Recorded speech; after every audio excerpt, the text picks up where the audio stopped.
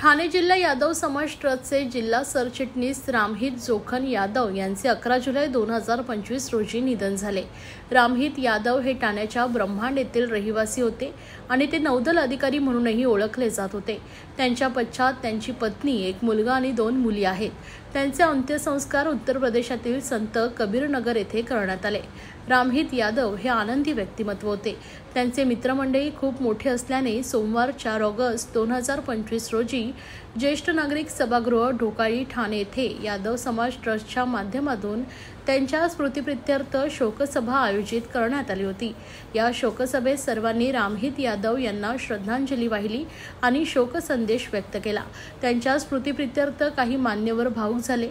रामहित यादव समाज ट्रस्ट कुटुंबाचा एक महत्त्वाचा भाग होते। त्यामुळे जरी आज रामहित यादव आपल्यात नसले तरी त्यांच्या कुटुंबाची संपूर्ण जबाबदारी यादव समाज ट्रस्ट ठाणे जिल्ह्याद्वारे घेतली जाईल, असं आश्वासन यादव समाज ट्रस्ट ठाणे जिल्ह्याच्या अधिकाऱ्यांनी रामहित यादव यांच्या कुटुंबाला या भावनिक वेळी दिले आहे। यादव समाज ट्रस्ट ठाणे जिल्हा आयोजित रामहित यादव यांच्या शोकसभेत रामहित यादव यांचे संपूर्ण कुटुंब, यादव समाज ट्रस्टचे राष्ट्रीय उपाध्यक्ष दिनेश यादव, शिवसेनेचे माजी नगरसेवक भूषण भोईर, इंदिरानगर भाजप मंडल अध्यक्ष दयाशंकर यादव, भाजपा नेते रजनीश त्रिपाठी, शिवसेना युवा नेते सिद्धू यादव, यादव समाज ट्रस्टचे राष्ट्रीय उपाध्यक्ष राजेश यादव, राजेंद्र यादव आदी उपस्थित होते।